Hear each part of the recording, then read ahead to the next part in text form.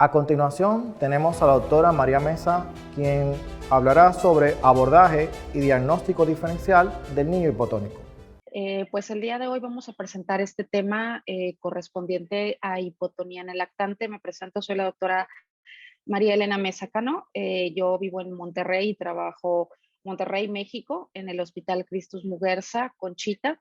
Soy neuróloga especialista en enfermedades neuromusculares. Vamos hacia adelante. Entonces, pues el tema de hoy es tocar con ustedes un poco la situación sobre definir conceptos relacionados a hipotonía y sobre todo aclarar un poco el tema de la diferenciación entre hipotonía central y hipotonía periférica y hablar de algunas de las causas o de una de las causas más comunes de hipotonía periférica en el lactante. Entonces, finalmente, ¿qué es hipotonía? Pues esto ya todos lo sabemos, es disminución de la resistencia durante los movimientos pasivos. Generalmente la hipotonía está asociada a debilidad y no viceversa. La debilidad siempre va a tener hipotonía, pero la hipotonía no siempre va a tener debilidad. Sin embargo, ambas características, bueno, evidentemente pues la hipotonía no debe considerarse como normal y siempre pues debe incluir una exhaustiva valoración de algunos temas que deben de descartarse y ya como última opción pues dejarla como hipotonía benigna. ¿Qué es lo que pasa con estos pacientes? Tienen un pobre control de la postura, disminución del movimiento contra la gravedad, evidentemente. El movimiento que hacen no tiene un buen control y por lo tanto, por ejemplo, algunos tienen temblores, por ejemplo, o pareciera que tiemblan. Y por supuesto que hay retraso en la adquisición de las pautas motoras y pues evidentemente una clara disminución del rango de movimiento. ¿Qué es lo que pasa con esta hipotonía? Las causas, pues ustedes lo saben, las más comunes son las de origen central, hasta en un 80%, y de estas, pues la encefalopatía hipóxico-isquémica, pues es la que encabeza, digamos, esta lista. Las periféricas, que es lo que nos vamos a enfocar un poquito más a detalle el día de hoy, pues son hasta un 30%. Hay veces que ciertas enfermedades pueden conjuntar tanto hipotonía o síntomas centrales y periféricos. Esto lo vamos a tocar más adelante. ¿Cómo debemos hacer el abordaje de esto, de esta hipotonía, cuando se nos presenta un paciente con estas características?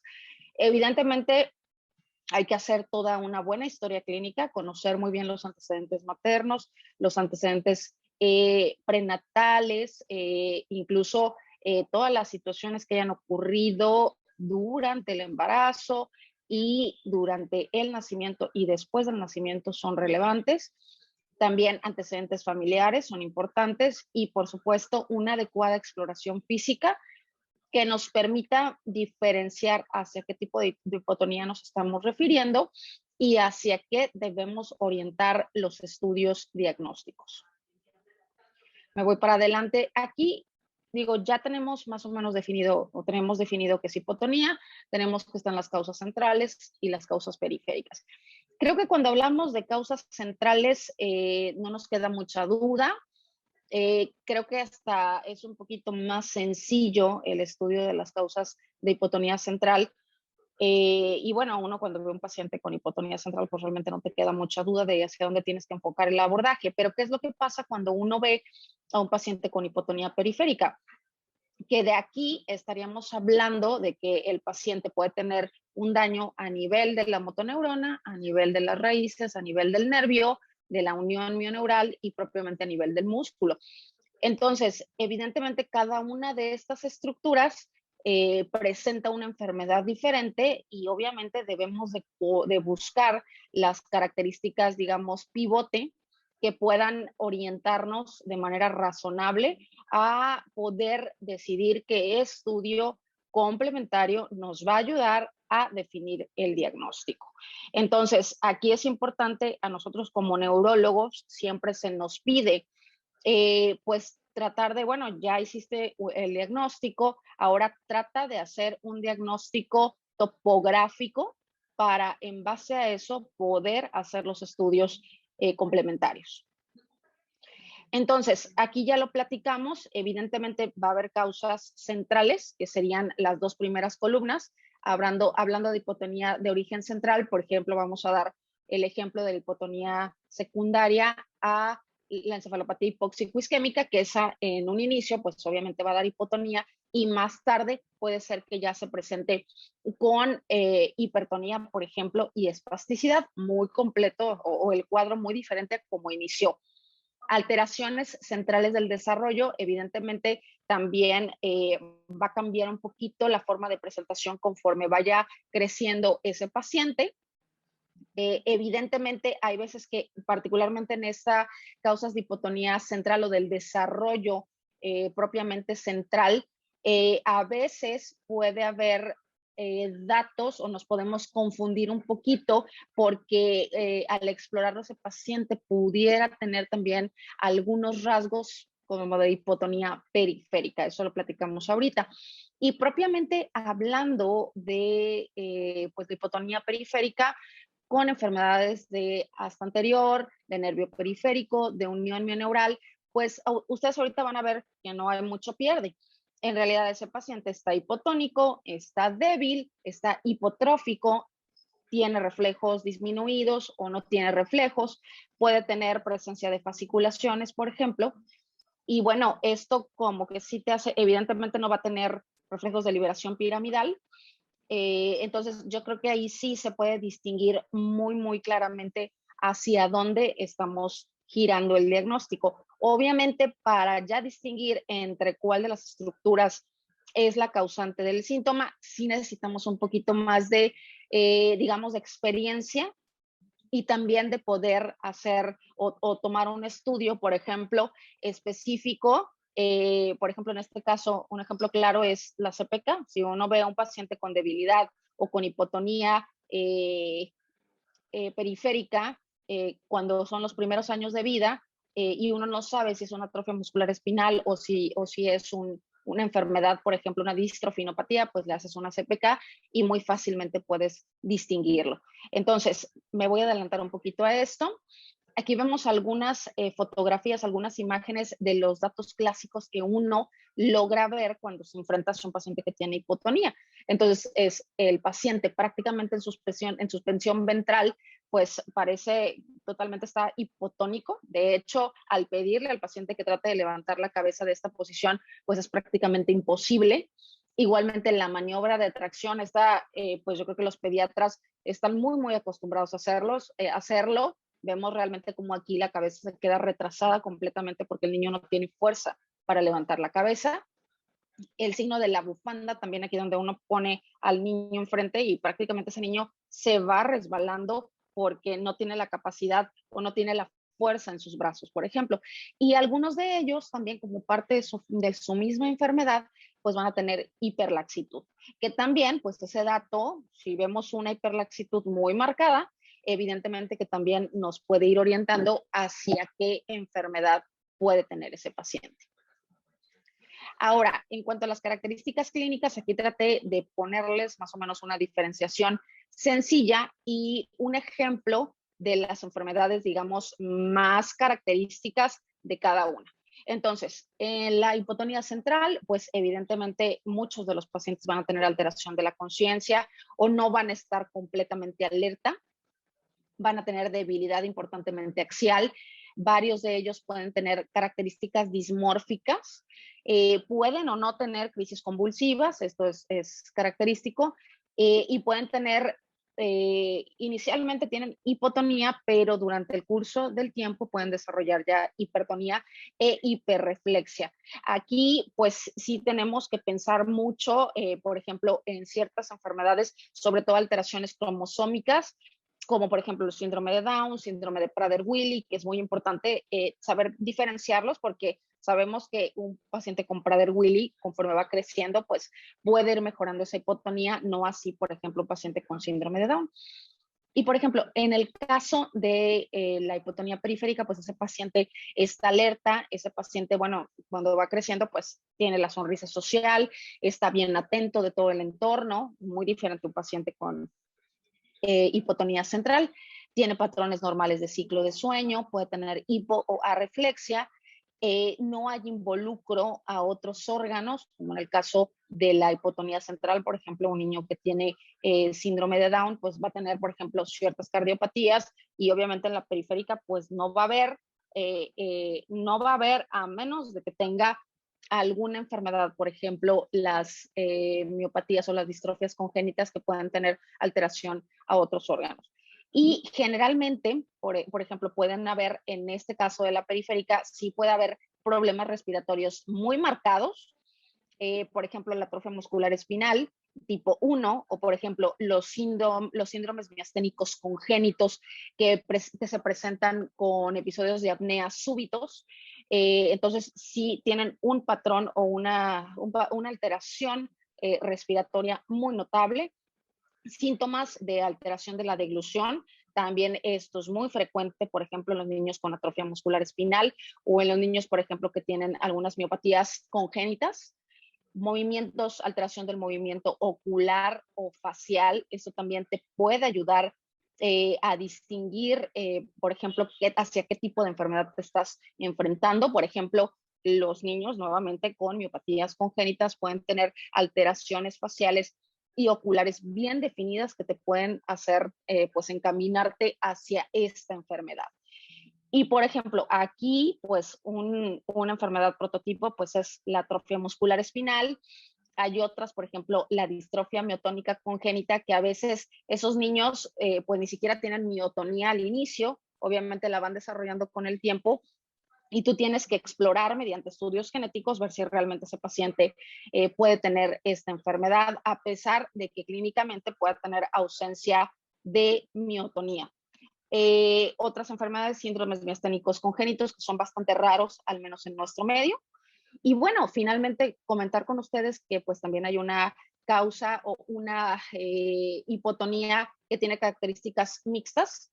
Por ejemplo, los errores innatos del metabolismo.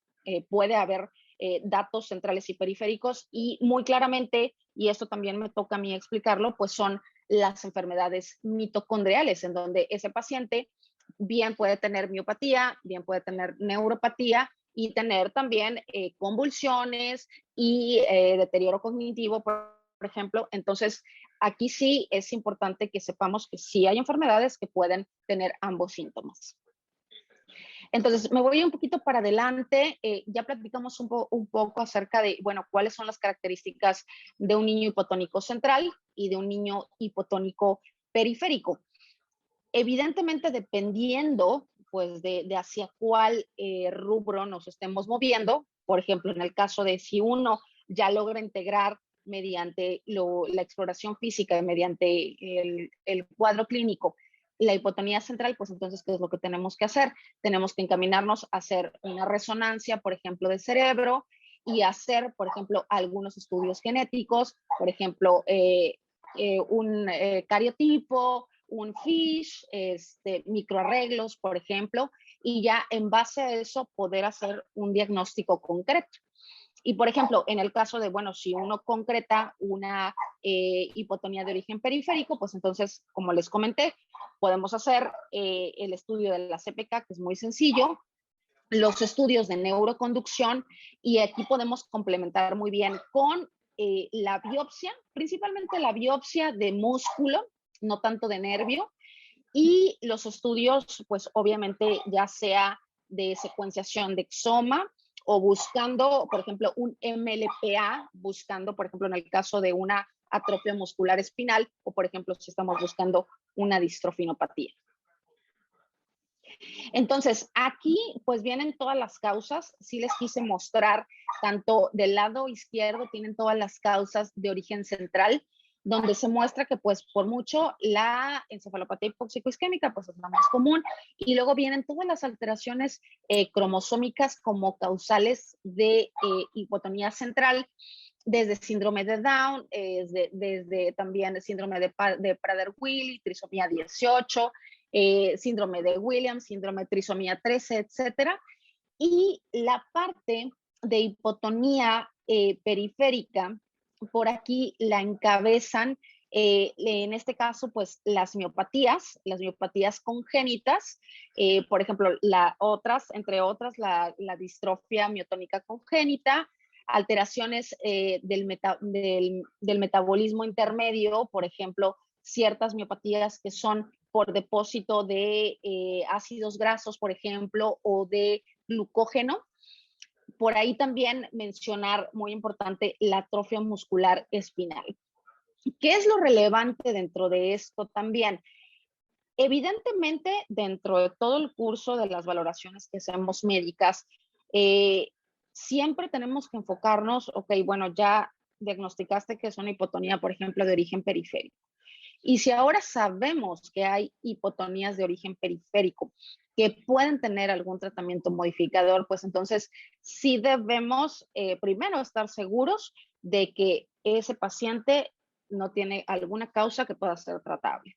Por ejemplo, en este caso, ¿qué pudiera ser? Que tú estás viendo a un niño que tiene una franca miopatía, que tiene debilidad proximal, que tiene cardiomiopatía, que tiene macroglosia, y entonces tú debes forzosamente tener un estudio para enfermedad de Pompe. Precisamente, ¿por qué? Porque realmente pues es importante descartar que si ese paciente tiene enfermedad de Pompe, pues uno puede darle un tratamiento que pueda hacer que su calidad de vida sea diferente. Digo, no porque las otras enfermedades no sean relevantes, sino porque, por ejemplo, si uno descarta, por ejemplo, enfermedad de Pompe y sale que es una miopatía congénita, bueno, obviamente hay que darle todo el tratamiento de soporte, los cuidados, etcétera, pero finalmente pues sabes que esas enfermedades pues no son tratables con con algún medicamento pues que pueda hacer que su pronóstico cambie. Entonces, por eso siempre es importante al menos descartar de manera razonable las causas que puedan tener, digamos, algún tratamiento que pueda cambiar cómo va a ser la evolución de esos niños.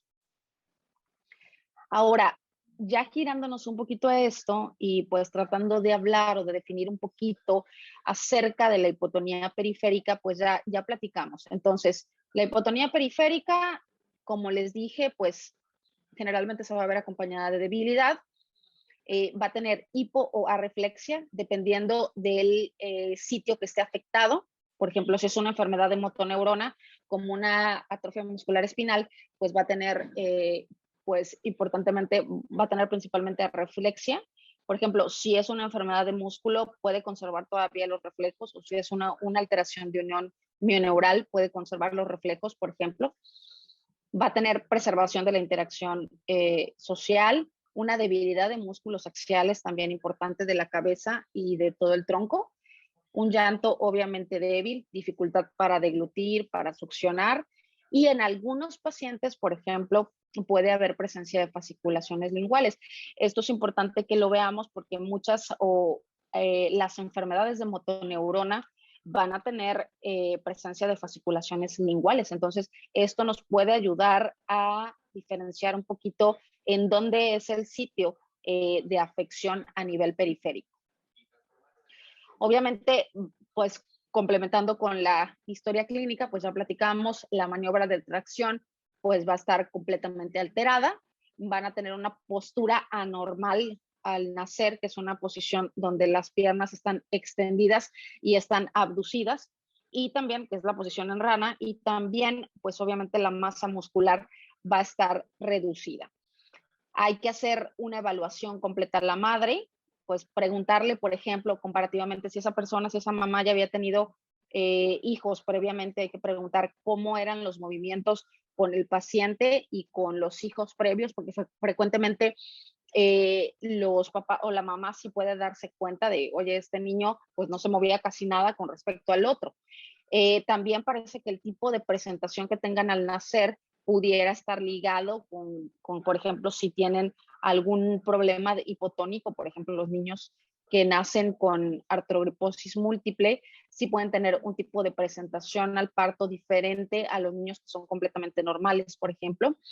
Y obviamente ya al nacer ese niño y hacer la exploración y al darle seguimiento a través del tiempo, pues va a tener retraso en la adquisición de todos los hitos motores, puede tener algunas deformidades, por ejemplo, presencia de escoliosis, puede tener hiperlaxitud, puede empezar a desarrollar contracturas, presencia de escápula alada, por ejemplo, puede empezar a desarrollar miotonía, temblor de manos. Entonces, todos estos datos van a poder ayudarnos a tratar de encontrar cuál es la causa de lo que estamos viendo en ese momento.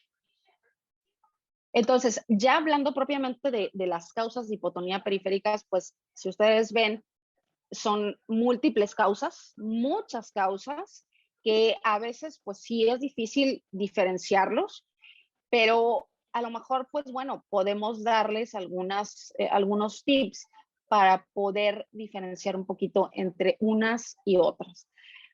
Por ejemplo, causas importantes, las enfermedades de motoneurona, hablando particularmente de atrofia muscular espinal, un niño hipotónico que tiene presencia de fasciculaciones linguales y arreflexia, sin o con muy poca elevación de CPK.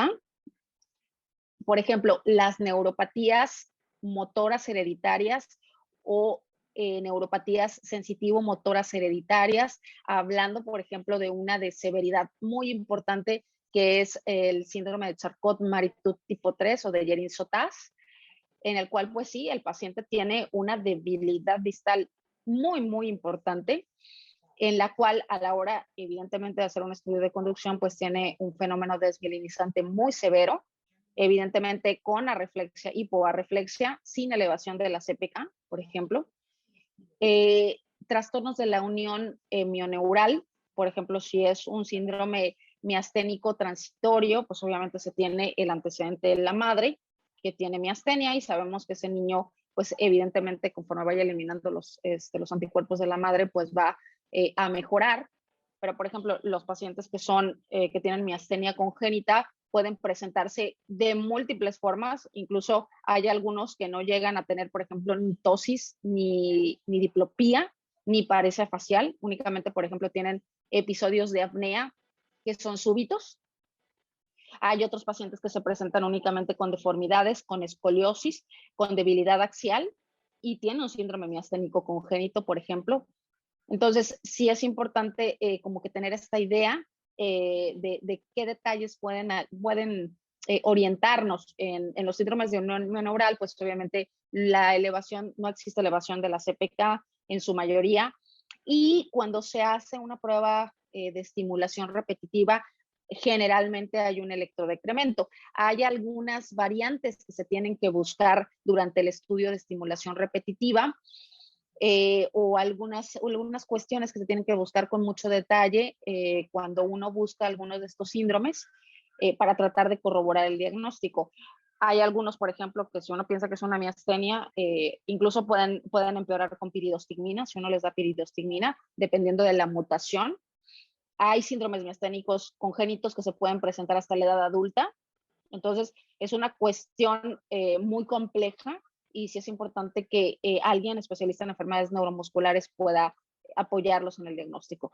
Las miopatías congénitas, por ejemplo, ayuda de manera muy importante pues una biopsia de músculo y una presentación clínica que es muy característica, en la cual el paciente está muy mal al principio, está muy sintomático y conforme va pasando el tiempo se va estabilizando la enfermedad. No así, por ejemplo, hablando de las de abajo, las distrofias musculares, en las cuales está el paciente bien al inicio, pero va perdiendo capacidad poquito a poquito. Y obviamente muchas de estas tienen elevación de la CPK en diferentes niveles. Alteraciones, por ejemplo, metabólicas, en donde va a haber ciertas características notables como debilidad, va a haber elevación variable de la CPK, en algunas más, en otras menos. Puede haber también cardiomiopatía, hepatopatía, por ejemplo, y alteración de los movimientos oculares en algunos pacientes. Y bueno, todo esto puede hacer en conjunto que uno vaya acercándose hacia el diagnóstico más especializado. En algunas, por ejemplo, o en la mayoría, una biopsia de músculo en toda esta parte de miopatías congénitas, distrofias musculares y miopatías metabólicas, la biopsia de músculo nos puede ayudar mucho a tratar de diferenciar entre cada una de ellas, porque cada una de ellas tiene un patrón muy específico en la biopsia muscular. Entonces, ya teniendo esto en cuenta, pues ya uno, ok, tiene causas o tiene una idea de hipotonía central o tiene una idea de hipotonía periférica, y entonces en base a eso ya sabe uno cómo seguir el algoritmo. Y de hecho aquí, pues evidentemente dicen, pues lo primero es hacer una buena historia clínica y una exploración. Y luego, ok, pues si te fuiste hacia el lado central, pues hacer la resonancia, hacer los estudios de cariotipo, hacer el FISH, análisis de metilación o hibridación genómica, por ejemplo. Y si te fuiste por el lado de una hipotonía periférica, por ejemplo, pues ayudaría una CPK, estudios de neuroconducción, por ejemplo, una biopsia muscular y estudios genéticos complementarios. Entonces, sí depende de que uno sitúe muy bien dónde está la lesión, en dónde está la lesión, para poder hacer los estudios subsecuentes y realmente no entrar en que te confundes. Si uno no sitúa bien la lesión desde el inicio, si uno no dice, bueno, ok, es una hipotonía periférica que yo sospecho que está localizada en el músculo, por ejemplo, la lesión. Sí puede, a la hora de hacer estudios complementarios, por ejemplo, una neuroconducción, te puede confundir si uno no establece de manera inicial cuál es la localización o cuál es exactamente el síndrome que está teniendo ese paciente. A veces los estudios te pueden confundir más que apoyarte. Entonces sí es importante que ustedes conozcan cómo tratar de diferenciar estos pacientes para que no suceda esta confusión que les estoy comentando. Y de hecho, aquí viene una idea más o menos, la voy a explicar rápidamente porque no es el caso hablar de enfermedades neuromusculares, sino es definir si un paciente tiene una idea de que tiene, pues su paciente tiene una hipotonía de origen periférico, pues cómo es que pueden, digamos, llegar al diagnóstico más concreto. Entonces aquí lo que dice es, bueno, si tiene una elevación de CPK, pues ligeramente o ligeramente elevada o muy elevada, entonces uno tiene que tratar de diferenciar, ok, entonces es una distrofia muscular, es una distrofia congénita, y aquí lo que te recomiendan de primera instancia, ok, vamos a hacerle un estudio de neuroconducción, y si sale de origen miopático, si sale primariamente miopático, pues te vas a hacer una biopsia de músculo, y ya con eso, si tiene alteraciones no distróficas, pues es una miopatía congénita. Si tiene alteraciones distróficas, pues es una distrofia muscular entre varias variantes o una distrofia congénita. Y por ejemplo, aquí mismo también, si te vas por el lado de que puede tener o que tiene un patrón principalmente neuropático, pues tienes que excluir una enfermedad de motoneurona, hablando específicamente de atrofia muscular espinal asociada al 5Q, que es la más común. Entonces, también recordar, por ejemplo, que a veces en este caso sí les quiero mencionar, la atrofia muscular espinal puede tener elevación 2 o 3 veces su valor normal de la CPK, y eso no quiere decir que ese paciente tenga o la lesión esté situada a nivel del músculo. ¿De acuerdo? Entonces, ahí mucho se construye con los antecedentes, con la clínica y con la exploración. ¿Ok? Y bueno, si de este lado, bueno, uno nota que la CPK está demasiado elevada, pues entonces ahí sí podemos hacer el diagnóstico mucho más sencillo, porque realmente no son muchas enfermedades que tengan una elevación tan importante de la CPK, como cuáles sí tienen una elevación importante, hablando de más de miles. Por ejemplo, obviamente las distrofenopatías son el prototipo, y hablando también, por ejemplo, de las distroglicanopatías, ¿de acuerdo? Que son, muchas son distrofias musculares congénitas. Entonces, ya con esto uno puede saber, uno puede tener una idea de hacia qué punto puedes dirigirte y poder determinar con más detalle el diagnóstico. Evidentemente, si uno quiere hacer el diagnóstico mucho más específico, que esto ya no les toca a los médicos de primer contacto, sino nos toca a nosotros, pues ya que somos los especialistas en enfermedades neuromusculares, pues obviamente al tener por ejemplo, si uno va hacia la situación de que es una enfermedad de músculo, pues ya pedir el estudio genético necesario para hacer el diagnóstico. Por ejemplo, si tú quieres diagnosticar que ese paciente tiene una distrofinopatía, pues entonces lo que tú vas a pedir es un MLPA, no vas a pedir una secuenciación de exoma. Entonces, por eso es importante, porque no todo se resuelve con, por ejemplo, con cariotipo, con microarreglos o con una secuenciación de exoma. No, todo depende de la enfermedad que tiene el paciente, es qué estudio le vas a pedir. Por ejemplo, también AME, si tú le pides, o atrofia muscular espinal, si le pides una secuenciación de exoma, pues ahí no te va a salir nada, muy probablemente. Entonces, ahí lo que tienes que pedir es otro tipo de estudio. Y por eso les digo, siempre se tiene que, pues, tratar, o los pediatras, por ejemplo, tienen que tratar de apoyarse de alguien, incluso de un genetista, para poder hacerle el mejor diagnóstico al paciente. Esto es una idea, más o menos, y es un ejemplo, digo, no es el caso, como les digo, a dar una clase de todas las enfermedades neuromusculares, pero sí quiero que vean que hay claras diferencias a la hora de hacer una biopsia muscular. Por ejemplo, las primeras dos diapositivas son de una miopatía congénita, en donde obviamente la estructura del músculo se ve importantemente conservada y lo que llama la atención pues son los núcleos centrales, ¿de acuerdo? Esto es una característica de una miopatía que llamamos centronuclear. Y por ejemplo, del otro lado quise ponerles un ejemplo de una enfermedad también muy común, que es la atrofia muscular espinal, que es, y si lo ven ustedes, se ve completamente diferente. ¿Cuál es la característica de aquí? Que yo creo que sí lo alcanzan a notar. Son una gran cantidad de fibras musculares anguladas, que son estas chiquitas y atróficas, que están rodeadas por fibras o que más bien rodean a fibras que están hipertróficas completamente. Acá lo vemos pues más claro, son fibras anguladas, pequeñas, que están rodeando a esta fibra grandota que se ve hipertrófica.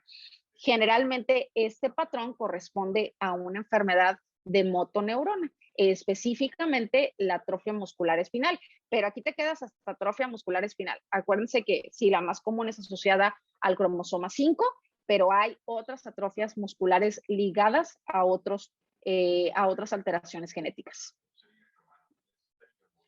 Me voy para adelante. Aquí ya mostrándoles características un poquito más específicas de algunos trastornos. Por ejemplo, estos dos pues son chiquitos que tienen atrofia muscular espinal, la presencia de fasciculaciones linguales en las enfermedades de motoneurona. Y por ejemplo, este patrón que ustedes ven, pero quiero que lo recuerden muy bien y por eso se los puse, porque este es un patrón de esa forma de la cara alargada con esa tosis bilateral simétrica y esa boquita como en forma de pescado, es muy característica de las enfermedades de músculo. Por ejemplo, esta niña tiene una miopatía congénita. Este tipo de fascias también la podemos ver, por ejemplo, en algunos síndromes miasténicos congénitos y en algunas enfermedades mitocondriales también. Entonces, recuerden la carita porque es muy clásica y esto se presenta principalmente en las enfermedades primarias de músculo, obviamente con excepciones, pero es muy característico de las enfermedades primarias de músculo. Ahora, si quiero, ya habiendo hablado de la hipotonía central y periférica, si quiero darles un ejemplo de una enfermedad que es muy común o que es una causa común de hipotonía periférica en el lactante. ¿Cuál es? La atrofia muscular espinal. ¿Y por qué queremos enfocarnos a ella? Porque actualmente pues sabemos que hay tratamientos modificadores de esta enfermedad. Entonces es importante que todos conozcan que, bueno, existen detalles que te pueden hacer diagnosticar claramente esta enfermedad y recordar sobre todo que entre uno reconozca una enfermedad más temprano y le das un tratamiento modificador de la enfermedad más tempranamente, ese paciente va a tener una mejor evolución a lo largo de su vida. Entonces, por eso la insistencia de reconocer las enfermedades que actualmente pueden tratarse, ¿de acuerdo? ¿Cuáles pueden tratarse actualmente de las que son de origen genético?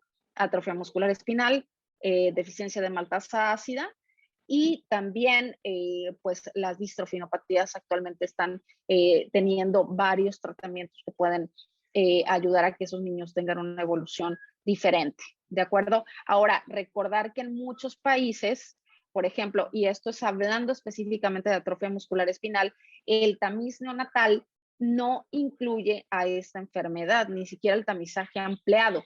Entonces, es por eso que en muchos lugares están tratando de incluir estas enfermedades que pueden ser potencialmente tratables dentro del tamiz, porque no está. Entonces, obviamente, si uno, y esto es lo que se ha visto en los pequeños registros donde empiezan a hacer tamiz neonatal, que incluye la atrofia muscular espinal, empiezan a ver que toman a esos pequeños de manera muy temprana, y si los tratan antes que tengan síntomas, pues la evolución de esos niños es prácticamente como de un niño que no tiene enfermedad.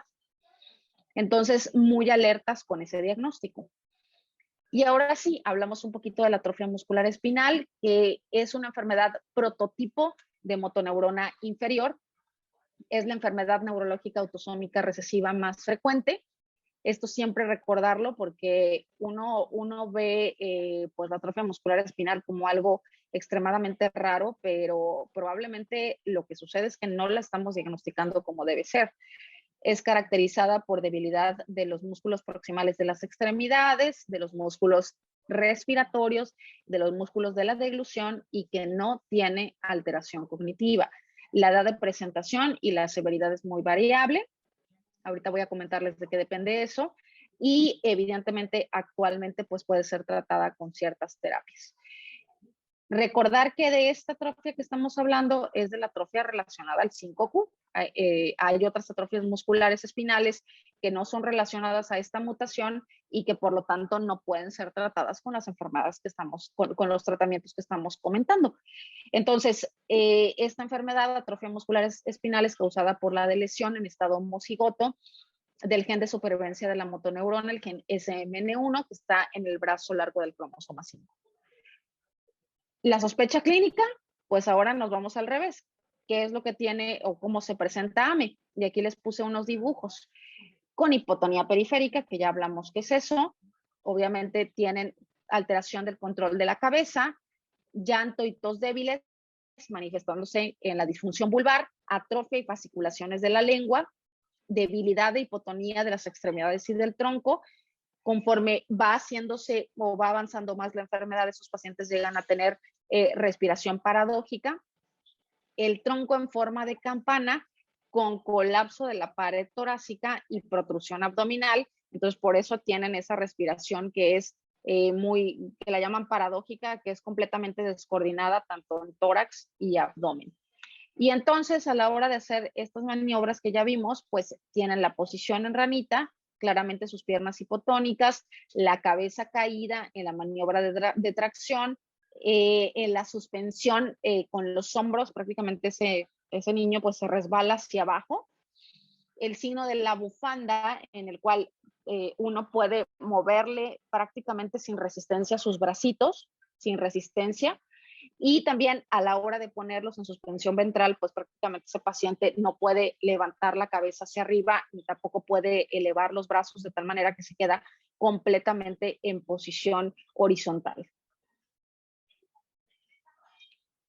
La edad de presentación, esto vamos a hablar como es de lactante esta sesión, vamos a hablar específicamente de los AME que son tipo 0 o tipo 1. Sabemos que hay otros tipos de AME, pero no concuerdan o no aparecen a edades más tardías, y es un poquito diferente la presentación. Entonces, vamos a hablar del clásico síndrome de Wernicke-Hoffmann, que todos lo hemos escuchado, todos lo conocemos, que puede presentarse hasta de los 0 hasta los 6 meses. Es una enfermedad aguda, muy grave, en donde esos niños pueden nacer sintomáticos o pueden nacer asintomáticos. Y conforme van pasando las semanas, más o menos con una media de 3 meses, empiezan a presentar síntomas en donde prácticamente los papás notan que están totalmente hipotónicos y que no van adquiriendo, por ejemplo, la capacidad de controlar su cabeza, de sentarse. Y obviamente la debilidad es muy notable en los músculos del tronco, de tal manera que la cabeza, pues no pueden tener control de ella, el tronco está completamente de lado, no pueden sentarse, incluso los brazos tienen poco movimiento contra gravedad, por ejemplo. Evidentemente, dificultad para deglutir y falla respiratoria, las fasciculaciones en la lengua y bueno, los reflejos ausentes completamente o disminuidos.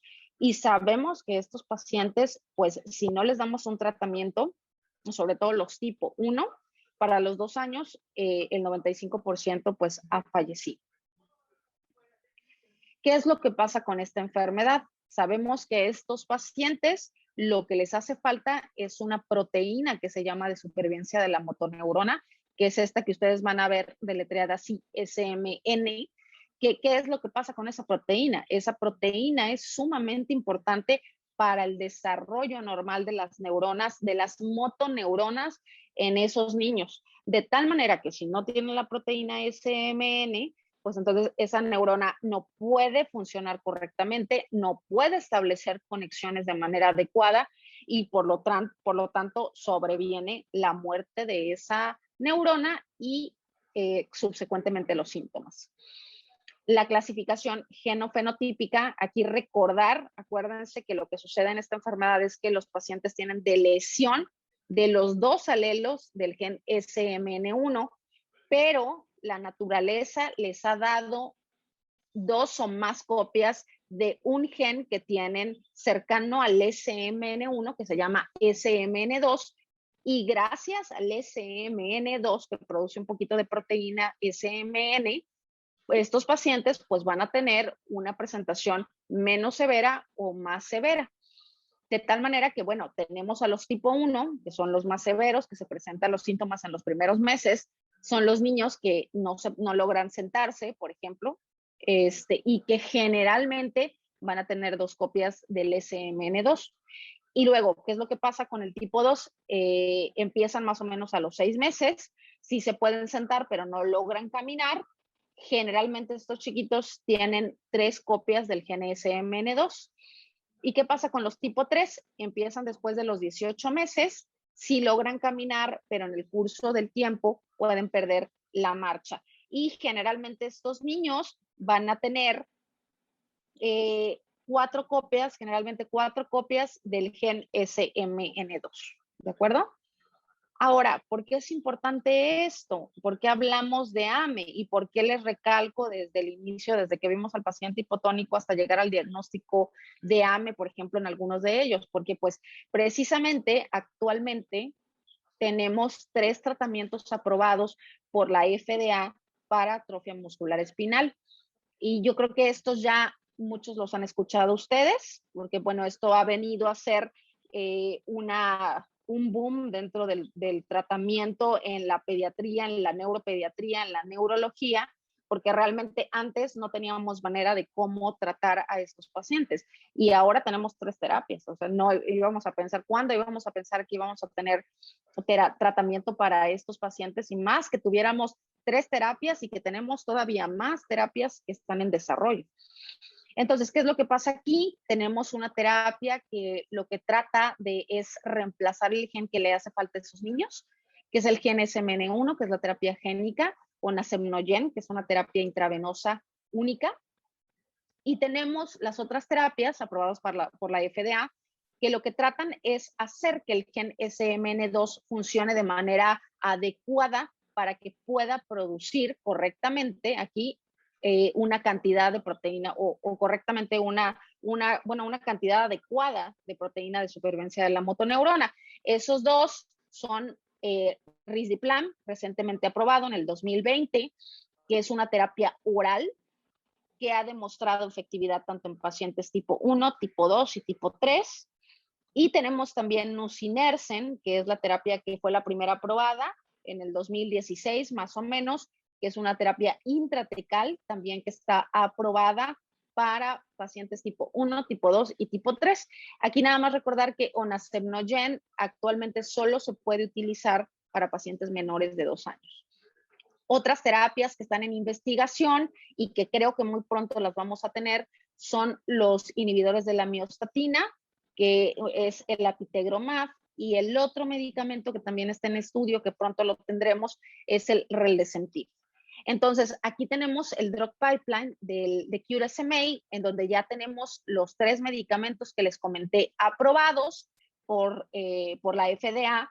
Depende de cada país si ya fue aprobado por los mecanismos regulatorios pues nacionales.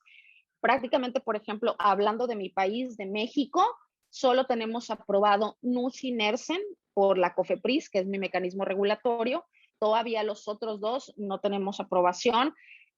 Los estamos usando, pero como parte de, se llama uso compasivo de medicamentos.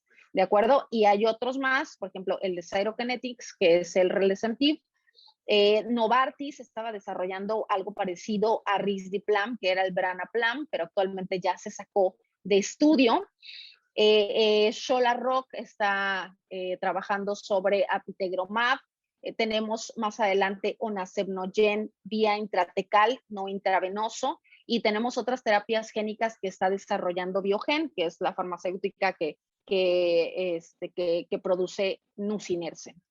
Entonces, pues hasta aquí nos quedamos de esta clase. Creo que fuimos a través de cuáles eran, desde el inicio de la presentación de un paciente hipotónico hasta cómo podemos hacer un diagnóstico correcto de las distintas enfermedades neuromusculares, y llegando a ese diagnóstico, cómo es que podemos tratar a los pacientes.